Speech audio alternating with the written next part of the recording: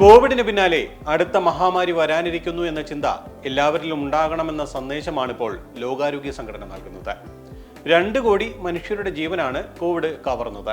ഇപ്പോഴും കോവിഡിന്റെ പിടിയിൽ നിന്ന് നമ്മളാരും വിട്ടുപോയിട്ടുമില്ല.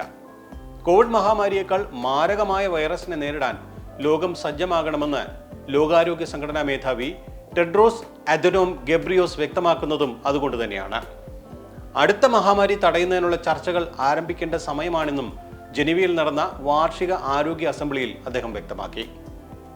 കോവിഡിന്റെ പുതിയ വകഭേദം മൂലം പുതിയ കേസുകളും മരണങ്ങളും ഇപ്പോഴും റിപ്പോർട്ട് ചെയ്യുന്നുണ്ട്. അതിനു പുറമെയാണ് കൂടുതൽ മാരകമാകാവുന്ന പുതിയ വൈറസിന്റെ ഭീഷണി ഉയർന്നു വരാനുള്ള സാധ്യതയെക്കുറിച്ചും ലോകാരോഗ്യ സംഘടന മുന്നറിയിപ്പ് നൽകുന്നത്.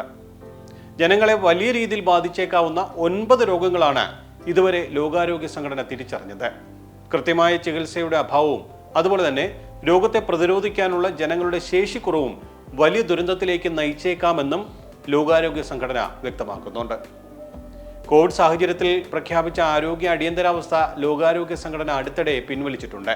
എന്നാൽ കോവിഡ് മഹാമാരി പൂർണ്ണമായും അവസാനിച്ചിട്ടില്ലെന്നും ജനങ്ങൾ ആ പഴയ ജാഗ്രത തുടരണമെന്നും WHO തലവൻ മുന്നറിയിപ്പ് നൽകുന്നു. പുതിയ മഹാമാരി എത്തിയാൽ ഒറ്റക്കെട്ടായി മറുപടി നൽകാൻ ഒരുങ്ങിയിരിക്കണമെന്ന സന്ദേശവും ലോകാരോഗ്യ സംഘടന മുന്നോട്ട് വെക്കുന്നുണ്ട്. എന്തായാലും ആ സന്ദേശം ഉൾക്കൊണ്ടുകൊണ്ട് നമുക്ക് മുന്നോട്ട് പോകാം.